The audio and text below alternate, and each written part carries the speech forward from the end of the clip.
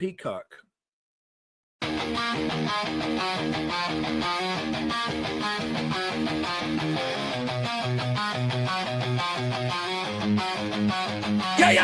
Yeah.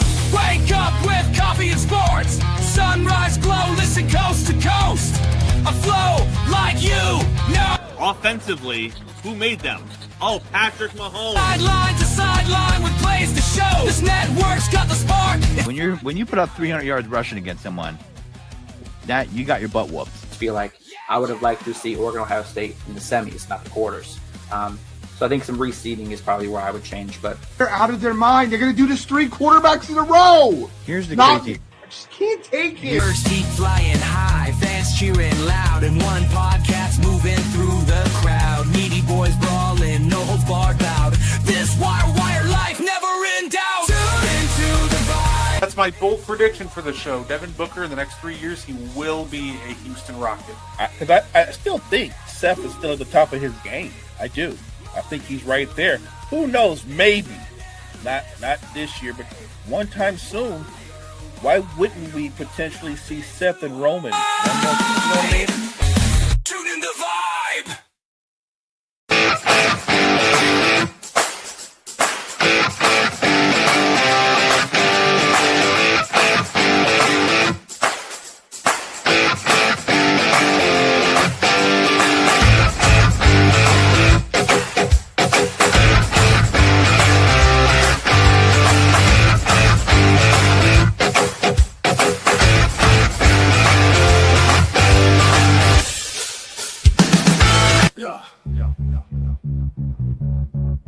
Gardner on the mic tonight. News coming in left and right. More better with the latest fight. Gene's got that insight tight. Champions rise and they fall. Wire to wire, got it all. Every move and every brawl. Tune in for the curtain call. Wrestling talk all night long.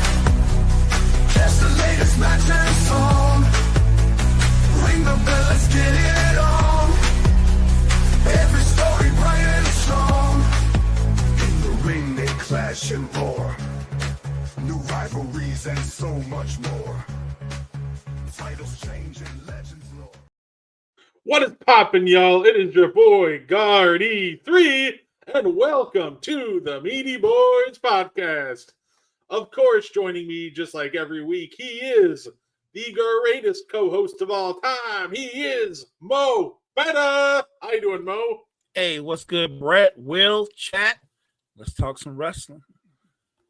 And look, just kind of like what Jey Uso does with his entrance, we're running it back with the host of the Sports Report. He is Will Morgan. How you doing, sir? What's up, man? How you doing? Good to be here. Absolutely. So I figure, we'll have fun. We'll talk some Crown Jewel. We'll talk some Monday Night Raw, but I figure we'll have a little fun. We'll talk some tag team wrestling to start. So I had fun. I went through and I made a tag team Mount Rushmore. This is coming off a conversation Will and I had last week off camera. So I decided, let's have a little debate on who's on your tag team Mount Rushmore of professional wrestling. Now, the way I did this is I did pre-1999 and post, 2000, kind of like where the styles really switched up once we started getting the Hardys, Edge and Christian.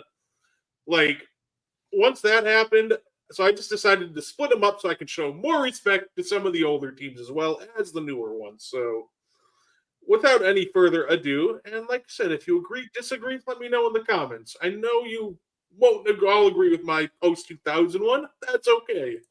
But let's start with pre-2000.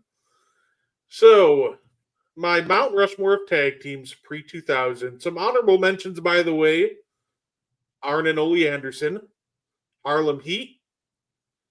But my 4 faces of tag team wrestling. Oh, and another one, the Rockers. But my 4 faces of tag team wrestling pre-2000, the Legion of Doom, the Steiner Brothers, the Midnight Express, and the Rock and Roll Express. And I'm curious, what do you guys think? Do you think I got this right? Well, I'm gonna let you go because I'm about to lose it. Go ahead, Mo. So, look, as far as I can see, I actually like that. I think the only tag team that I would throw in there, because you are talking about pre-2000s, which leaves a gap. The Briscoe brothers were multiple tag team champions. The Freebirds could get some love. I mentioned them. I don't know that I wouldn't at least acknowledge the Hart Foundation. There are a lot of great tag teams. I don't think you got it wrong. I just think that those 4 tag teams are great tag teams. I would have added a couple of more, but I like all 4. Look, I would argue that I'm not talking about in-ring ability as wrestlers, but in terms of their impact on wrestling, I don't know if anybody had a bigger impact than the Legion of Doom as a tag team. Say the Hart Foundation and Harlem Heat were also on my short list as well. It's just so tough to narrow it down to 4. But Will, it seemed like you didn't agree with all 4 of them. I'm curious, which ones do you disagree with? I'm fine with the Road Warriors. Again, all-time classic, great tag team. Fine with the Midnight Express. They were the first team to hold the World Tag Team and the U.S. Tag Team championships back in the day. Ended up being the 4 horsemen to do that. Rock and Roll Express, I really don't see an issue there. My issue is the Steiner brothers.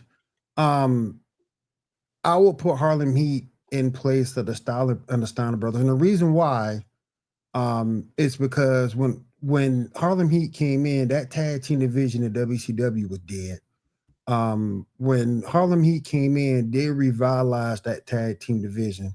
Now, did the Steiners play a part? Of course, but you had Harlem Heat defeating teams, Road Warriors, Stars themselves, Luger Sting, and becoming an all-time great tag team. Now, the only criticism that you could really have from Harlem Heat, their longevity as a team was short, but their impact in reviving that tag team division in WCW was very important for the way things shaped up. So I agree with 3. Taking off the Steiners and putting in Harlem Heat. I can doing that. I can see you doing that. It's interesting because even though their reign wasn't that long, if I had to guess, I'd be willing to guess that Harlem Heat won the tag team championships more times than the Steiner brothers did. Oh yeah. So I get that. That's a fair case. And you know what? I'm not mad at it. It's one of those things that the Steiners were kind of like the team I was looking at. Like, I feel like they should be on here, but you can also make a case for like the Hart Foundation, Harlem Heat, the Rockers. There's so many good options that I'm not even mad at. I don't know about the Rockers. Well, that's fair enough. They more had the iconic breakup, because they didn't do anything in WWF at the time. No, fair enough. Now they were the team in AWA. Don't get me wrong, but in WWF they really didn't do a lot as a team. They probably did more in singles matches. Because Marty gets forgotten about sometimes. Marty was a former Intercontinental Champion, so he gets forgotten about sometimes because he was dealing with those drug demons. But yeah, Harlem Heat, most definitely. If you give me Road Warriors, Midnight Express, Rock and Roll Express, and we all know the classic battles Rock and Roll had with the Midnight Express. And you put Harlem Heat right there, I ain't mad at it. You know what? I'll accept it. I think that is valid. I'm very okay with switching out the Steiners with Harlem Heat. So, like that one, I'm all good with. Yeah, I couldn't figure out. Like for me, I put the Midnight Express. I'm like, I don't know if I can make this list without their greatest rivals, which was the Rock and Roll Express.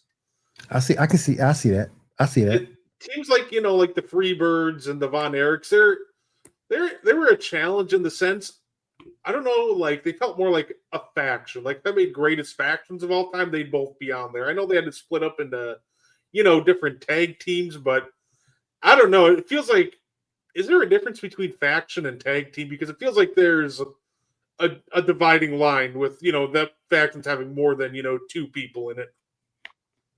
No, So I don't disagree with that, especially Yeah. with Devon Erics. There was like about 5 or 6 of those dudes for a minute before they started all dropping off. Yeah. My only issue with Devon Erics, God rest their soul.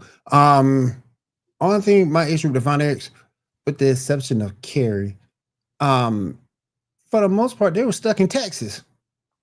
And I'm not saying that was on purpose, Will. Yeah. But I'm not saying it's a bad thing, but it kind of hurts them because you never really saw what they did outside of WCCW. You never saw what they could do outside of that, outside of Texas. You never saw that, and I think that hurts them. Yeah, they ruled. They did. World Championship Wrestling, and they were big enough to where they booked World Class Championship Wrestling. Right, and they could bring in a Ric Flair and some of the bigger names. That's how big they were. And you have to credit Cowboy Bill Watts and obviously their dad Fritz Von Erich for building that up. They were untouchable in the Dallas Fort Worth area. Oh yeah. No, absolutely. So you know what? On the Meaty Boyz Tag Team Pre-2000, we're going to make the official change. Not right now, obviously, but we're going to take out the Steiners. We're going to put in Harlem Heat, and there's your Tag Team Pre-2000s Mount Rushmore. What's up, Key? What's up, Key? What's up, Key? I'll turn it at the perfect time because, of course, now we get to post-2000. Yeah, we're going to have some issues with this. Oh, we absolutely are. I know it. There's always going to be a couple of people left out because post 2000 is so tough. It is. I love it. I don't even think I did that bad on this one. To be fair, I think I did great. You got Edge and Christian and the Hardys, the Usos.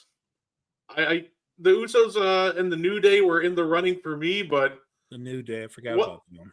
Once again, with the new, it's just tough to keep out the Usos considering they had arguably the greatest tag team match that you'll see in WWE history at WrestleMania 39. Facts. So I thought it was just so tough to be out, leave them out of here.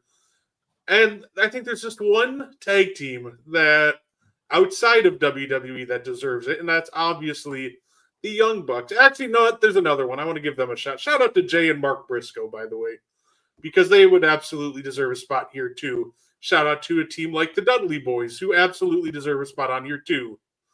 There's so many tag teams post-2000 that deserve a spot, but I may try to make the difficult decisions, and I try to cut it down to 4. I know Will ain't going to agree because he's shaking his head already. So why don't we go to Mo first? Mo, what do you think? Mo, you go first. All right, look. I don't know the Young Bucks the way that Brett knows them, so I wouldn't have them in my top 4, but I don't know them like that, and I kind of view wrestling in this light. Will, I don't know if you do or don't, that like the NFL, like the NBA. Those leagues are the pinnacle leagues of that profession. You would agree, right? Yes.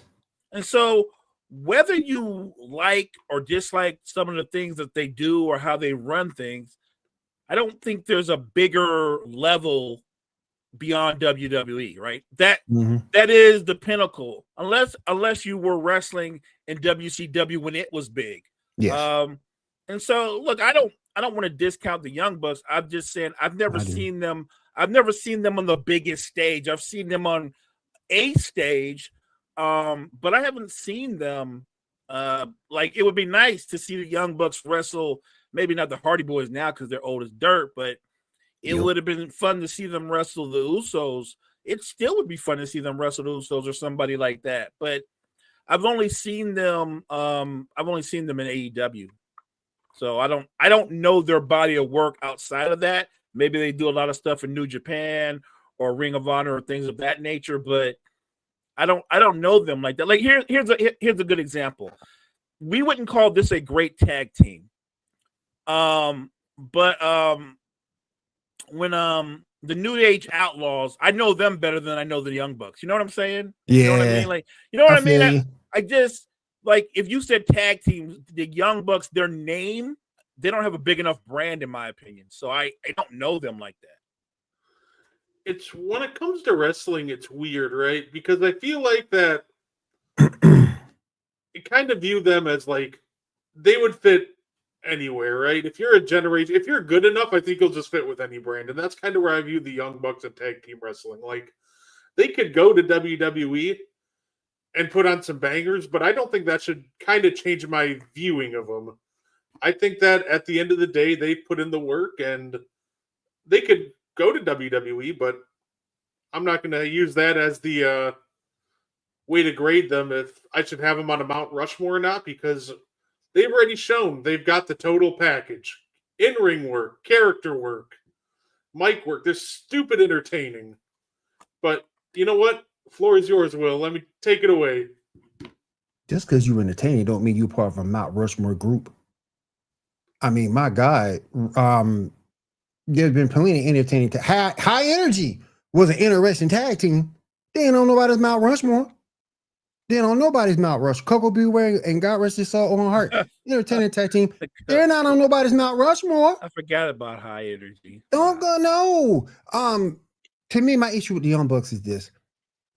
And yet, granted, they've been successful on that level, and I will give them that. But success doesn't necessarily equal greatness. Brett, what? And before I go in, I want to ask you, what equates to you with the Young Bucks to great teams? Because there has to be something that you look at from them that you've seen in other teams before them. What is that certain thing? What is that that the Young Bucks have for you to put them in this spot? It feels like that. Obviously, their impact is massive when it comes to. Obviously, they help get a lot of the Bullet Club merch over here, and then they go and help start AEW. They're one of the founders of AEW. Mm-hmm. Their impact is massive. Mm-hmm. Matches, absolutely terrific. They have some of the best tag team matches you will ever see. Their character work is absolutely top notch. No matter what they do, they always find a way to entertain you. They know when to change their character. It's one of those things. They are just the absolute total package, and they've shown it, whether they're in, PWG, Ring of Honor, New Japan, AEW. Wherever they go, they're always entertaining. They always win the top belts. I know a lot of people want to go by kayfabe. They win the top belts wherever they go. Well, that's obvious. They cry and complain enough. But go ahead. Hey, and at the end of the day, you can argue that of all the people on this list, nobody has put on more classics than the Young Bucks. They're so good in the ring. I said you can argue. Don't even worry about it. Man, you just said that they put on more quality matches than those three teams on the list? Say how you think you can make a strong argument for it. Hold on. We talking Edge and Christian. You're right. We talking the Hardy Boys. I know how great all the teams. Come on, bro. Really? I think I'm taking them out. I'm taking the Young Bucks out. Because you said the entertaining, always put on good matches. You could put the New Day in that spot and still be good. You could. You could put the New Day on that spot and still be good. Heck, I'll take a part-time tag team. You could take Kane and Daniel Bryan and put them in that spot and still be good. There's other teams out there that I feel has accomplished. Again, accomplishments don't equal greatness. That I feel have done more than the Young Bucks have. And in half the time.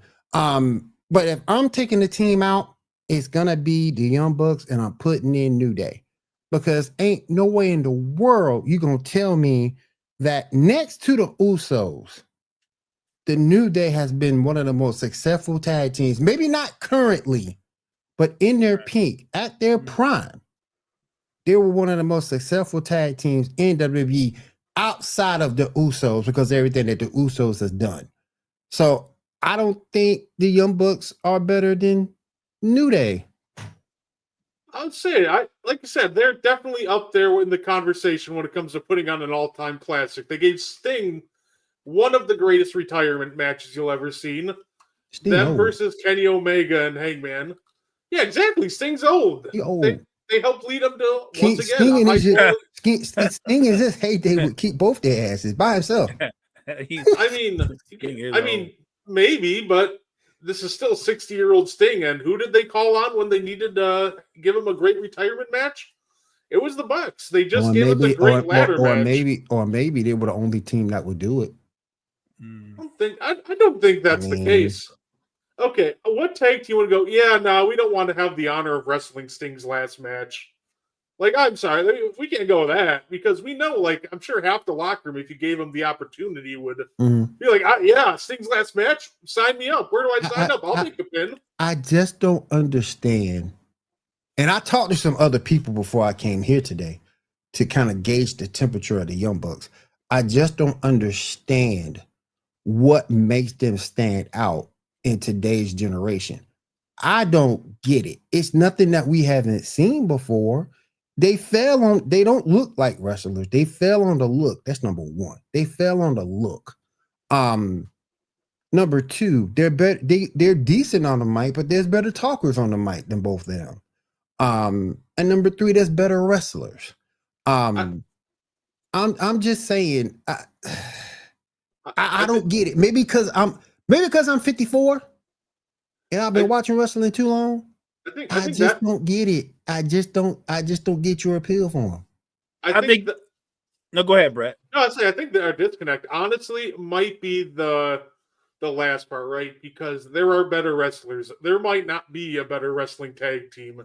That's the level of greatness they seem to bring. Anytime you need them to deliver in a big match, go watch them versus, the Lucha Brothers at All Out 2021. I remember that match. Like, that was an absolutely fantastic match. Like I said, them versus Hangman and Kenny.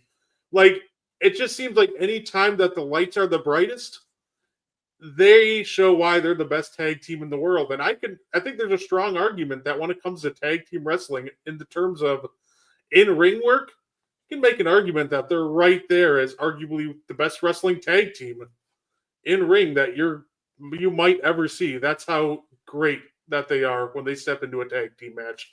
I think that's where the difference is. I think they're a GOAT level tag team in ring. You just said that there are quite a few better, and I disagree with that sentiment. I don't think there are many better. I think if anything, they're on that tier, like they're in the same tier as all of your other greatest in-ring technicians of all time. And even then, they're at the top of that tier list. See, so we're shoving it. Understand what you're saying. You're shoving aside New Day. You're shoving aside the Dudley Boys, a team that's more accomplished than these two guys will ever be. And we're putting them ahead of that. Oh, yeah.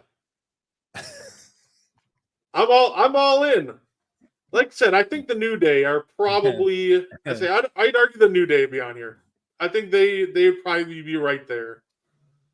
They were definitely in my final consideration, but I will fight to the death. I think the Young Bucks are so overhated to a point that people are just going to fail to recognize of how truly great they are until after they're gone. So I'm not going to jump on that bandwagon. Instead, I'm going to appreciate what I have in front of me, and that is one of the greatest tag teams you will see post-2000. One looks like a fry cook. The other one looks like a porn star. But I digress. What? I digress. Hey, but it's looks. One looks like a fry cook, and the other one looks like a porn star. Look, I've just never been enamored. And like I say, maybe because I'm too old. Maybe because I've seen too much wrestling. Maybe because I'm quote unquote out of touch. I just don't see it with these guys. And not saying they're not accomplished, because they won plenty of championships. You mentioned the match earlier, and that was a terrific match that they did put on. And they have been highly successful.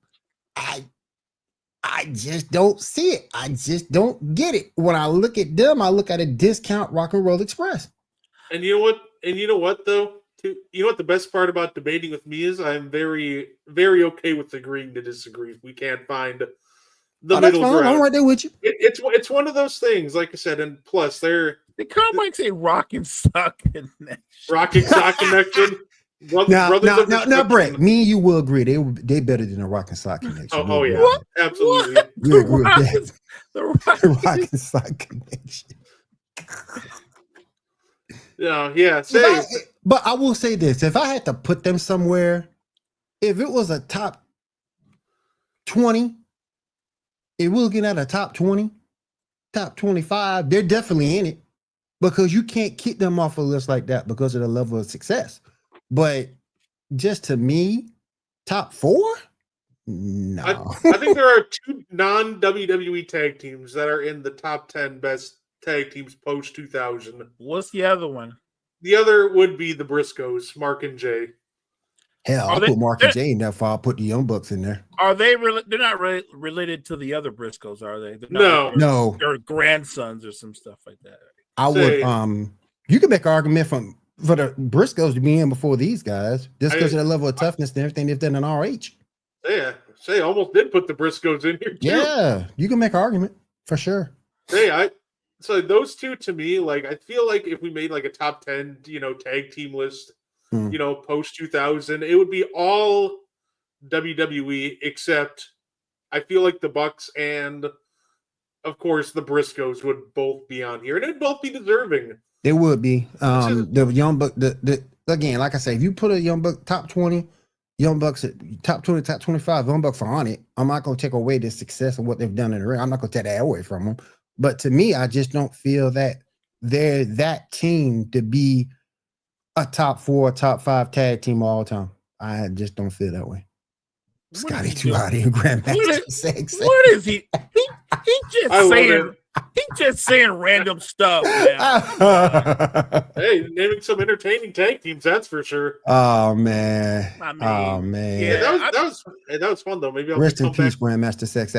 Rest in peace, my friend. Hey, I think you guys had a healthy debate, and like you said, Brett, we can agree to disagree. Oh yeah, I find myself in the middle on this because I wouldn't have them as far back as in the 20, but I would have them in my top 10, and I don't think that's fair. I don't think that's disrespecting them. That can be fair. They can be fair. Only again, like I said, because I can't. I'm not disproving anything Brett said, that they're entertaining, that they're accomplished, and that they're talented in the ring. I've only known them from their AEW life. That's all I know of them. Whereas I've seen the Legion of Doom wrestle everywhere, in every federation, everywhere. I've seen them live. Amazing team. And I've seen Harlem Heat in different places. So it's just different because I've seen the other teams exposed to different areas, and I only know them just from their AEW life.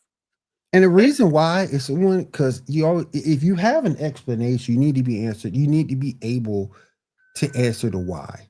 And the reason why I would put the Dudleys over is because look at the success that the Dudleys has had over their careers. Look how many belts they have that they've won.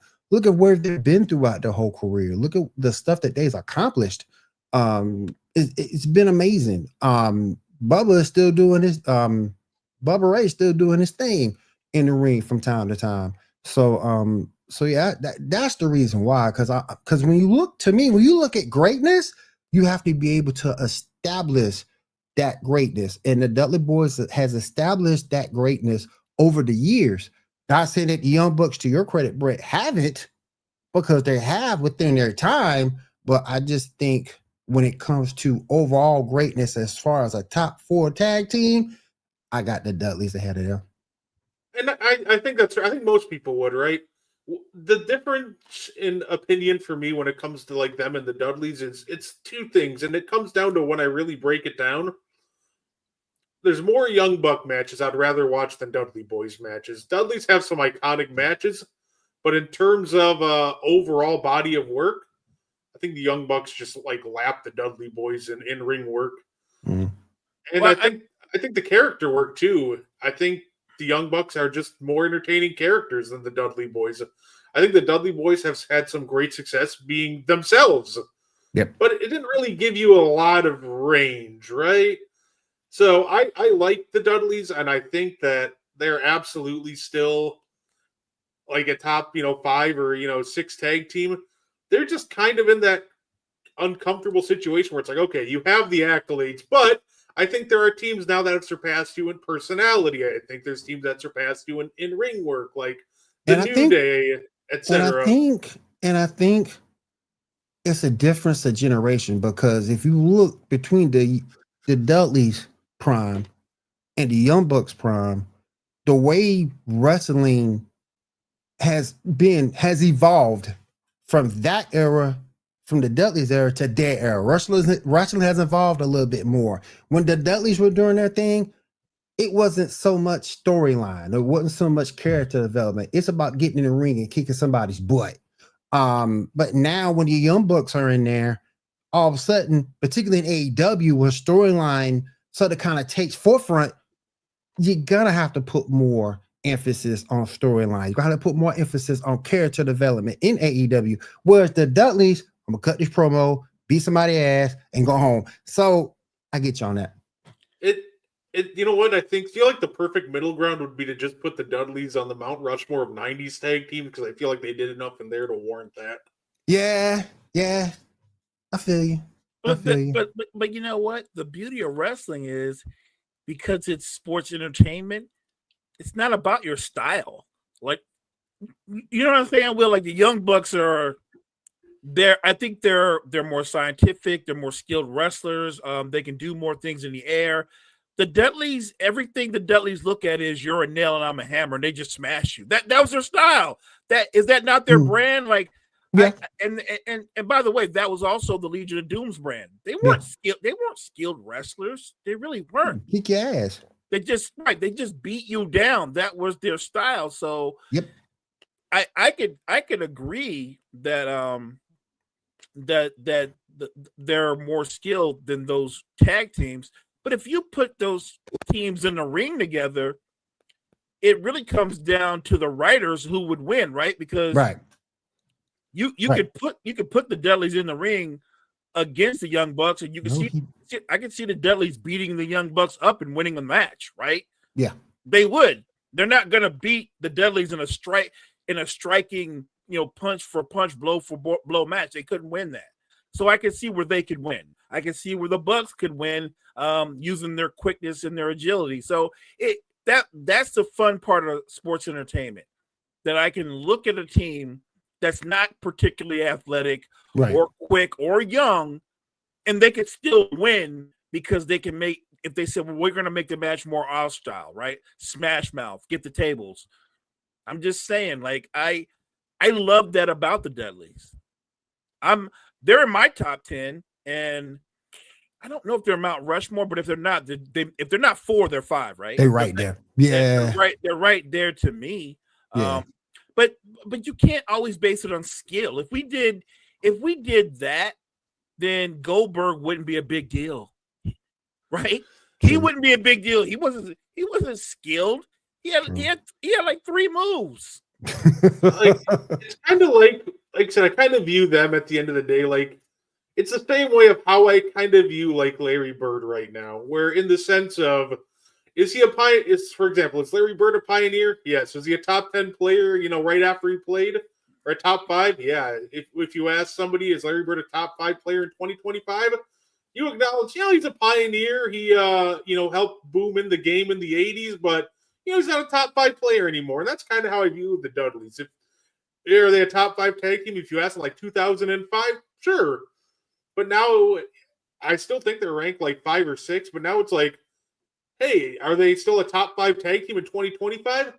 Well, they're pioneers and they helped change the game, but no, probably not. And like I said, I like them. I don't mean any disrespect to them. So I just think that there's some other teams that have passed them by, but they always go down in history as pioneers of the game.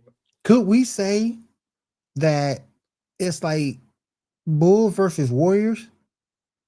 Those championship Bulls against the championship Warriors teams? Both teams are great, but it's 2 different eras. And how are we doing this? We're gonna do it with hand checking, without hand checking. How are we playing it? I think it'd be closer to that between those two teams. And Carr might stop it. This joke said New Age Outlaw. Stop it. Stop Come it. on. Come on. But I think that's but I think that comes down to it, because you got two different eras, two different sets of rules. How we gonna play it? So I think that's fair. Although, and this is a wrestling show, we have to come back to that Larry Bird thing, because the more I think about it, why wouldn't he be a top 5 player? Luka and Joker are top 5 players. They're not more athletic than he is, and they're dominating the league.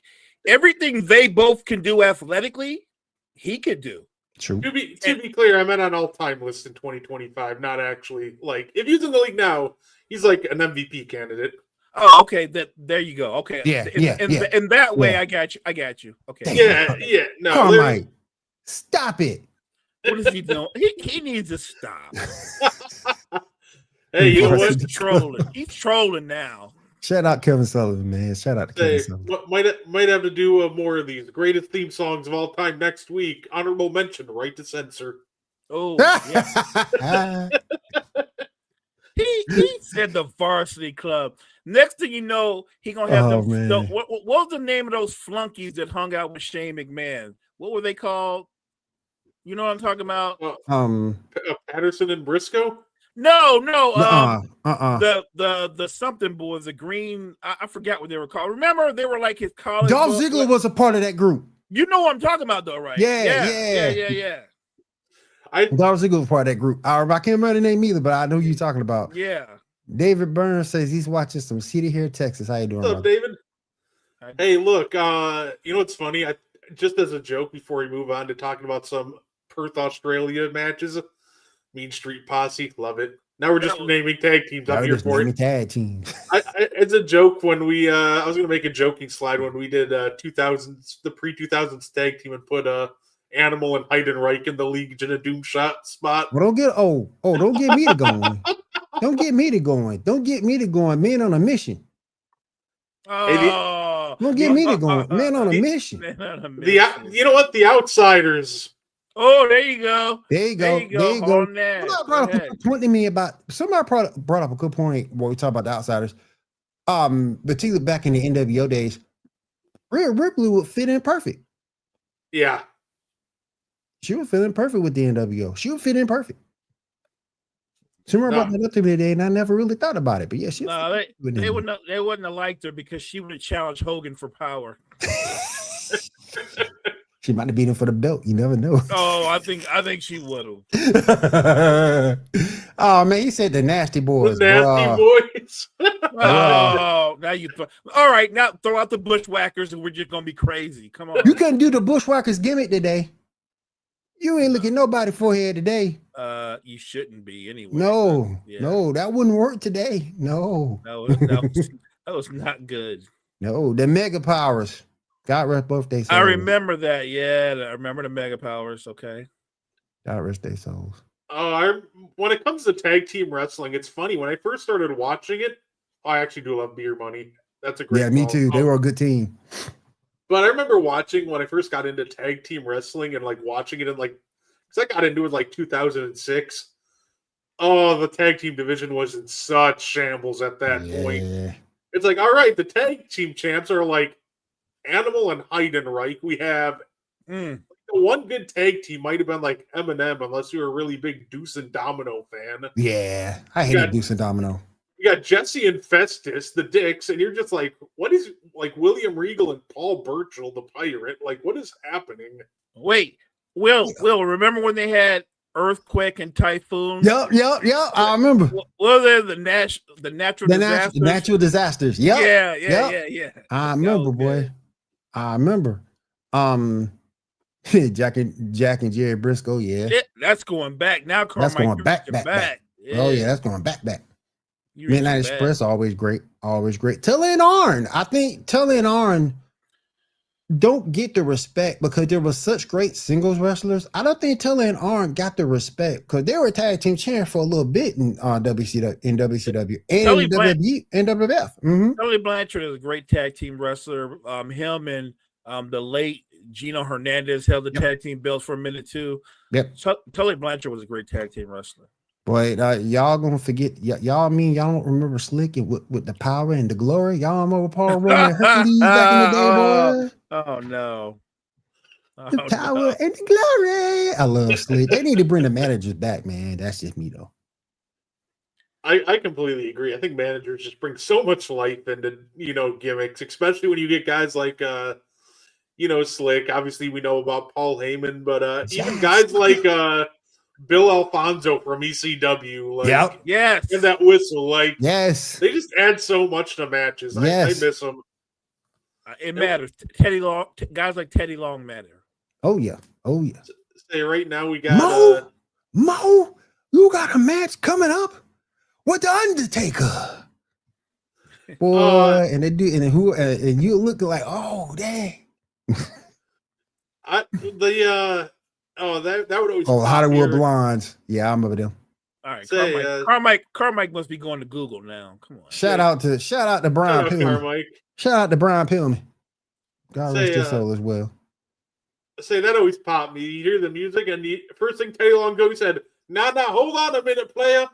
And I'm like, "Here we go." Hold on, player. Right. And then he'd do that little stupid dance on top of the stage. And yeah. Hold on, player. You going 1-on-1 with the Undertaker? Let me let you, player. Although, granted, I can't make fun of it too much because when I was younger, I would do between that and the Shane McMahon, here comes the money. I'd always try to do that stuff all the time. Shane O'Mac, the Shane O'Mac.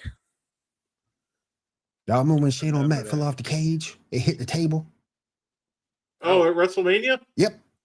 Yeah. Boy, I know that. I don't care how you take it. That hurt. I don't care how you take it. That hurts. That match with The Undertaker was, I don't know how to say it, but there was just nothing going on all match. And then that spot just happened and it made the whole match. That was one of those matches where just one spot makes the match because that entire match, you're just like, is it going to end at any point? Oh, cool. Shane just tried to kill himself by jumping through a table. Oh, I don't care how you take it. It had to hurt. Oh my goodness. I know you guys are apparently big Shane McMahon fans. And actually, I think the pups definitely want to touch on a little action we're going to get this Saturday. We got Crown Jewel in Perth, Australia. Now, what I find interesting is before we even get into match predictions, apparently the main event's going to be Roman Reigns versus Bronson Reed. Yeah. Am I the only one that finds that a little weird, I guess? That's disrespectful. I find it weird. How is that the main event when you got champions in the same building? Facts. Even if you wanted to run John Cena versus AJ Styles as the main event, it's one of those things where in terms of matches on this card, I might be more excited than, the tag team match, I guess, or maybe maybe I'm more excited than the Kabuki Warriors tag team match, but even then, I'm kind of looking forward to that more than Bronson and Roman. I'm there with you. Agreed. David Burr, real quick, I agree with you. That's one of my favorite matches, too. I think it was SummerSlam 2002, if I'm not mistaken. Rey Mysterio versus Kurt Angle. It was only about 7, 6, 7, 8 minutes tops. It's the greatest match under 10 minutes you'll ever see. You saw so much within that match. It ain't even fun. Great match. Yeah. Great match. SummerSlam 2002 was just a fantastic pay-per-view all around. We also got that Shawn Michaels versus Triple H unsanctioned match. Yep. That video package they played before the match, I still listen to it today. Oh, yeah. But Perth is starting to make me upset because of stuff like that. I will say, though, could we see a changing of the guard with Brock and Paul Heyman? Could we? You mean Brock and Heyman getting back together? Mm-hmm. Absolutely. Based off that promo we got on Raw. I feel like it's going to happen at some point because that's what Heyman does, right? Mm-hmm. He builds somebody else up, but when he doesn't think he can control you anymore, then he's going to move on to somebody else that'll work with him. So I can see it happening, but I don't know if it's going to happen in a way where they turn Seth into a face. I think Seth is on an amazing heel run. I don't think they changed that. Me neither. Now, yeah, I think he's going to jump back to Brock at some point. I saw somebody on Twitter, though, pushing for Brock Lesnar to win the WWE title, and I pray to the Lord that that's not the path that they hope go. that doesn't happen. Like, that better not happen. I don't need him holding the title hostage again for another 2 years. And again, Kofi never got his get back. I don't think they let him Kofi never got his get back. He never got it. He never got a rematch. So hey, if he hit that one Trouble in Paradise in like the Royal Rumble that 1 year, that's good enough. He never got his get back. He ain't beating Brock, but just funny to think about. Well, Kofi's he right now, he's just a beat above being a jobber. Yep. Save. He a jag. He is now. Just a guy. It's unfortunate. I really like Kofi, so it's unfortunate to see him like that. She's definitely she's arguably the best DBS champion we've had. They'll make it right. Will is not a fan. They'll make it right. I am, but Will's not. They'll make it right. I'm excited. I'm excited to see her. AEW is coming, not to town, but they're going to Chicago on the 27th of December, and I'm hoping to snag a ticket to go down to see them. So it's always a blast to see them, and definitely watching Mercedes in action is always a great time. Looking at Mercedes is a great time, but watching her wrestle. The thing I enjoy about Mercedes, she's gotten better. I'll give her that. So the thing I enjoy about Mercedes, and a lot of people tend to disagree with this, is how giving she can be in the ring, right? There's so many main event superstars that won't really try that hard to put you over or make you look strong. They're just kind of worried about themselves. Mercedes, for every thing that people want to say about her, anybody she steps in the ring with, she does everything in her power to make them look like $1 million. That's part of her evolution as a wrestler, because she wasn't like that before. Yeah, and it's one of those things that she's evolved to do that. Genuinely in the ring, I think she's one of the more giving wrestlers in the ring. You'll watch her wrestling a random jobber on Dynamite, and she'll even sell some moves for anybody. And I think that's just such an underrated trait to have. She goes, "Yes, I am winning the match. However, I will do everything to make you look good coming out of it too." I'll make sure you get your stuff in, and I'm gonna sell for you. I think that's what I like about her. I think she's taken from the Ric Flair playbook. She will let somebody beat her from pillar to post 90% of the match, and then she'll find a way to get the win.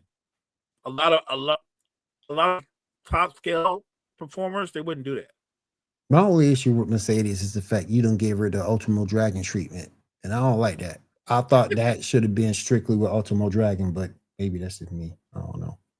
Like I said, maybe I'm too old. I don't know. Maybe I'm too old. I don't know, but I always thought that gimmick should have stuck with Ultimo Dragon. I do enjoy a good belt collector gimmick. I know Kenny Omega pulled off a really good one when AEW first started as well. Yeah. They knocked it out of the park holding the TNA, AEW, a lot of different championships. When it's done well, a belt collector gimmick can be so much fun. How about we throw out some predictions though, real quick for Australia? Let's do it. Since it's we'll start. Do we want to have the main event match? We'll leave the main event for last. Okay. We'll start with the world title match. That's so weird. That's not the main event, right? That's just weird to say. Remember the 24/7? Yep. R-Truth and Rockstar Spud goated. R-Truth will go down as the greatest 24/7 champion ever. Absolutely. Cody Rhodes versus Seth Rollins. Who do y'all got in this one? I got Seth winning. He and Cody have been in the ring 3 different times. Cody's beaten him all 3 times. The setup is because Seth has won a couple of tag team matches and cheated and beaten Cody. Everybody thinks Cody's going to win again. There's no way Seth Rollins loses to Cody Rhodes again. Yeah, I don't know about you, Will, but I just feel like Seth needs this right now a lot more than Cody does. Yeah, he does. He does. And hopefully they do it by who needs it more rather than what the fans say. So I got Seth too. Question: who do y'all see next in line for the WWE Tag Team Championships? Bronson Reed and Braun Breaker. That makes sense. It makes it makes the Vision hold all the belts. Right, because they're not going to probably hold any singles belts anytime soon. But you can see them holding onto the tag team belts for a nice run. Yeah. Say SmackDown side, I'd love to see them. I'd love to see them give like Fraxium a chance. Ooh. Oh, okay. I can do that. Say honestly, the real answer is they need to reunite the Lucha Brothers already. They're taking too long. The Lucha Brothers. Oh, David Byrne said no. I don't want to see that. Not a big Reed and Breaker fan. Oh, I will. I mean, look, Monday Night Raw has basically become Monday Night Vision. It's always about them, the whole show. We got Freakazoid and the Kool-Aid Man winning the World Tag Team Championships. No, absolutely. Stephanie versus Tiffany. Will, what do you think? How do you think this one goes? They're gonna get to Stephanie. She's so over right now, it's not even funny. And personally, I'm getting sort of kind of tired of Tiffy. I don't like her as a face. No, she's way better work. heel. She's not even good at being a face. No, I don't like her as a face. She's bad as a face because even as a face, she seems like a jerk. Yeah, She's just not a good face. No, but I think Stephanie gets it because she's so over. Plus, she just became the champion, so I can't see her losing. I'm gonna go another way. She's come off like a rocket ship, and she's so over. I think this is where they kind of bring her down to earth a little bit because she's not gonna lose her belt. She's gonna just lose the match, the crown jewel match. So right. I think Tiffy wins. So what's good, Gene? It's one of those things where I feel like this should be Stephanie.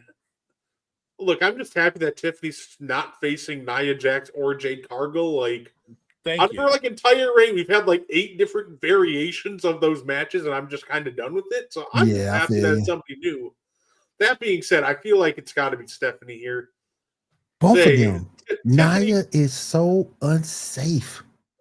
Dude, it ain't even funny.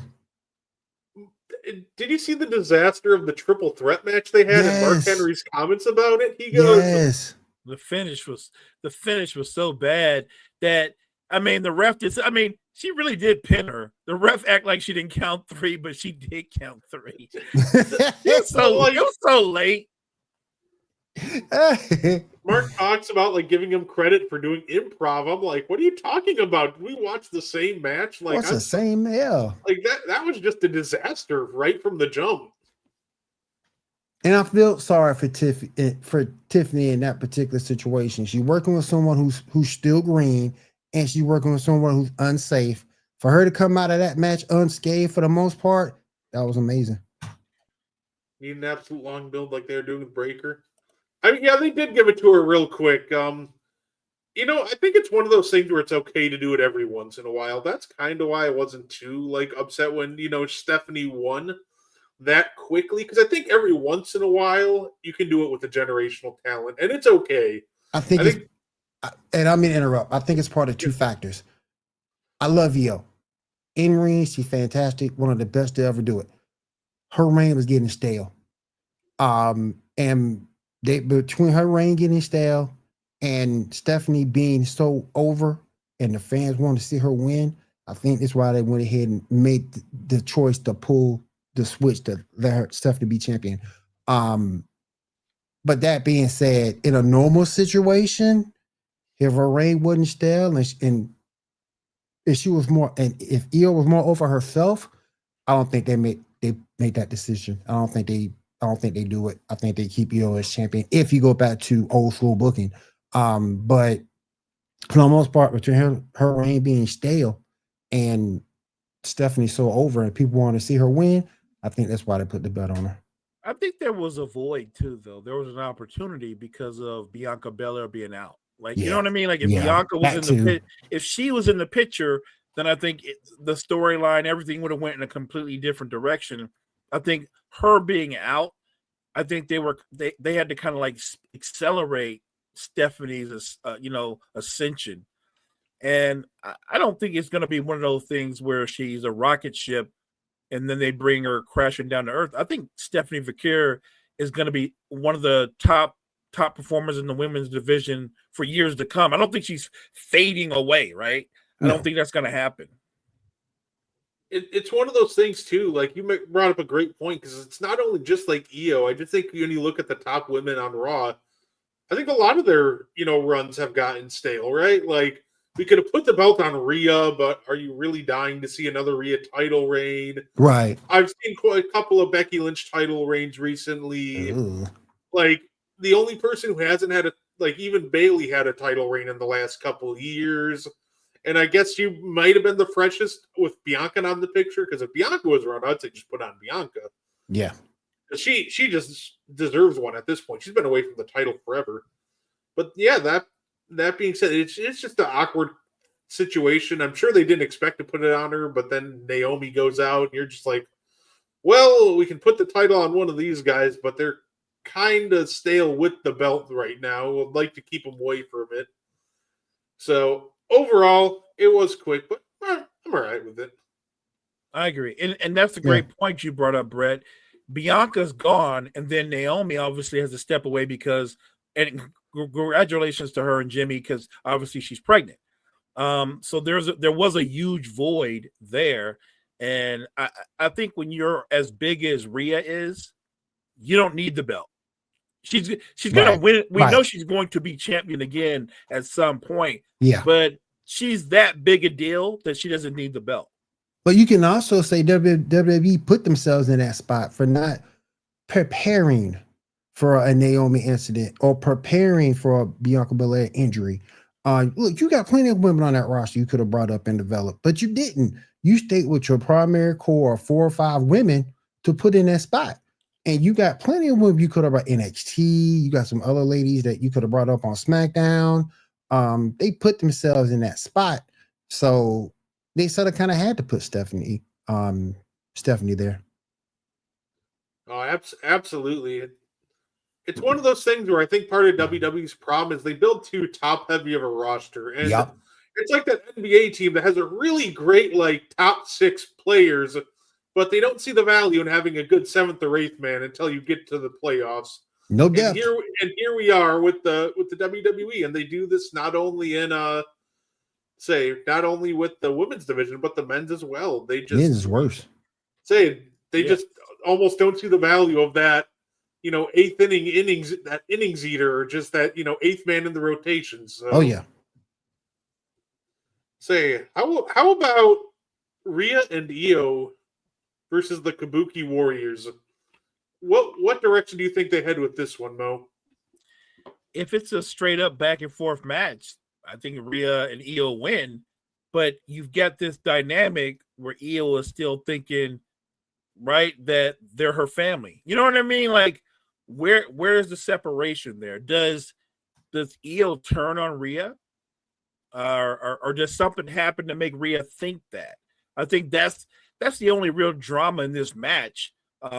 Is Rhea going to leave the ring with a tag team partner, or is it going to be dissension in the ranks, I guess? But if I'm betting on this match, I'm going to bet that Io and Rhea win. That doesn't mean there won't be something that happens after the match, but I think they win. I think Io and Ripley win before a different situation. I think you see Kairi Sane turn on Asuka and said, I'm not going to do this to my sister Io anymore, and join sides with Rhea and Io, and Rhea and Io win. Kairi Sane is so underrated, it ain't even funny. And yeah, it sort of kind of kills her a little bit because she's not speaking English, that language barrier. But she's so good and underrated. It ain't funny. It's time to put some spotlight on her. Absolutely. It's one of those things that I think the Kabuki Warriors just need to win more than Io and Rhea do. So I just wouldn't overthink this one. I know it's going to be tempting to give it to the bigger names, but I'd give Asuka and Kairi the win. Maybe have some miscommunication between Io and Rhea to protect them. And I just feel like that's the best way to book this one. Of course, we got the match that we've all been waiting for. John Cena, AJ Styles.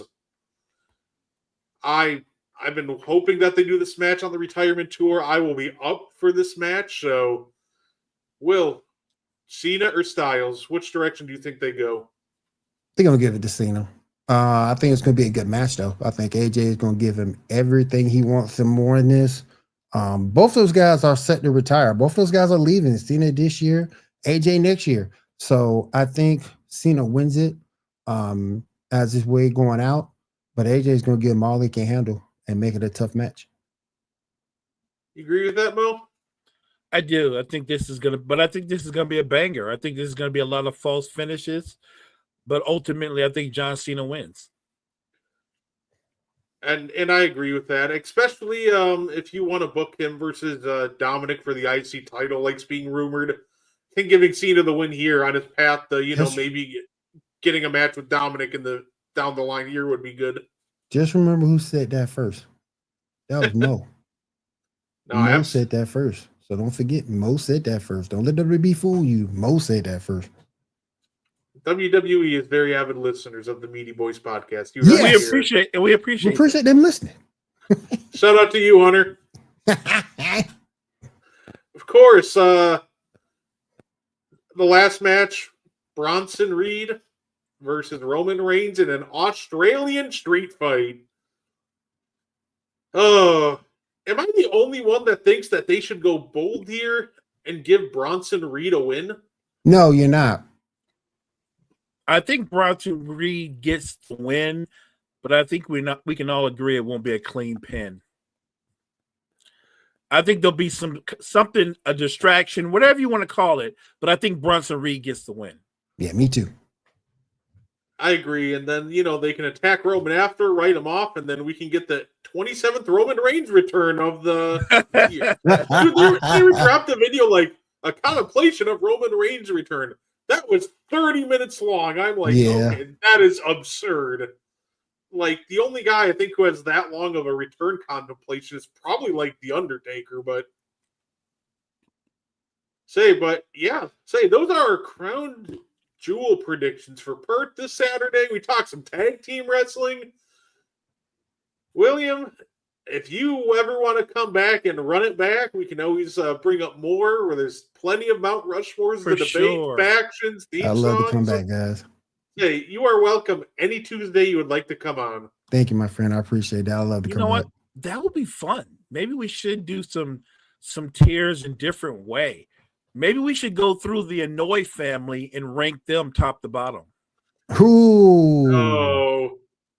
I'd be interested. We better put Rikishi on the top tier, otherwise we're going to be next on his podcast. He was talking about Jacob Fatu like they put him with the wrong people. They put him with your sons. What does it mean? Right. Not for Thanksgiving. They're going to see him on Thanksgiving, so go. So you're the wrong people, huh, Dad? Heck yeah. Oh my goodness. Yeah, absolutely. They got this is going to be a fun. I think they're having a blow-off match this week. I think it's some kind of no rules match. Might be last man standing. I don't think so, but I know they're having a match this week, and it's going to be a good one. I'm so jealous of Damian Priest. Save. That man dating Lola Vice. Oh. I didn't know that.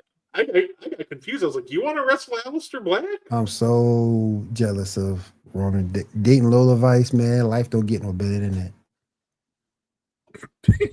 Well, fair enough. What is Carmike doing now? I did it for the Rock. I did it for the Rock. I did it for the people. I did it for the Rock. I did it for the people. I remember that. Oh, it's just an underrated moment. Definitely up there with one of my other favorite moments. I was just watching it before I came on here, the debut of the Shockmaster. Nothing touch that. Oh no. The worst, the horrible build-up, the horrible execution, just terrible. Terrible. Oh man. WCW did a lot. Oh my god. They did so many bad things to themselves. Oh, what did David just say? With the United States. You know what? I'm starting to agree with that. I'm down for that. Of course, we say calling him a thong wearing fatty is crazy. Hey, there we go. Fun segment for next week. Our favorite Rock promos. Of course. Oh yeah. One of mine has to be his promo on a Billy Gunn. Oh yeah. No, Hooven too. I just love his whole interpretation of Billy Gunn praying and the crowd's opening up, and then God just going, Bob, my name's Billy. It doesn't matter what you think. Oh man. It doesn't matter. Oh man. No, but what he did with Hooven too was awesome. That was awesome. No, That Monday Night Raw. The Rock in his prime. Come on, man. Even the bit with Hogan, Hall, and Nash, that was awesome. That was funny awesome too. Yep. No, he said Dingo, Big Daddy Cool. Yeah, I was like, yo, he's wild. Oh man. Back in the day, boy. Back in the day. Oh, Carmike, I hope you're back in the comment section. That's all I'm going to say to that one. Come back next week. Carmike is on it today. He was on it tonight, boy. He was on it. Oh my God. He was on it. Oh, absolutely. Carmike, I want to see you on And One on Thursday. Since I got you in the comment section. Yes. Yes. Yo, anybody got an open invitation? Carmike want to hop on. Will, I know you're the busiest man on the planet, but if you want to hop on And One with us and chop it up, you're welcome anytime. Thank you. Appreciate it. Absolutely. Now, that being said, Will, do you got anything you want to plug before we get up on out of here? Real quick, if you don't mind me doing a couple of quick plugs, catch me over on Elite Sports and Entertainment Network for the Geek Outlet podcast this Saturday, 10 p.m. Eastern. And of course, Mondays right here, Wide Wide Network. You can catch me on Coffee and Sports, 9 a.m. Eastern with Mo. You can catch me on the Sports Report podcast, 10 p.m. Eastern on Mondays. Fair enough. Mo, I know Mo is probably exhausted. He had to wake up extra early to be up for the decision too. So, anything you want to add before you get up on out of here? No, just excited. Make sure you guys check out Coffee and Sports in the morning tomorrow morning at 9 a.m. I'm going to have a blast with the NFL Genius, and we might have Coach Dante. I'm not sure. Usually it's Wednesday with Coach Dante, but we'll see. So we appreciate you guys. Appreciate the energy of the chat. You guys were off the hook tonight. Thank you guys so much. Absolutely. How does Carmike say it? If you know better, you do better. Absolutely. And I know it's not exciting as the decision. You know what? It probably is more exciting, but make sure you tune into the And One podcast. I promise you, we're not just going to plug Hennessy. Instead, we're going to start and do a fun tier list. We did the centers, we did the forwards, and now we're going to do the guards. So it's going to be a great time. You should definitely check it out. That being said, thank you for tuning into the Meaty Boyz podcast. Make sure you tune in for the morning show tomorrow morning, and Wire to Wire tomorrow at 6 p.m. Central. And you can go enjoy the rest of your night.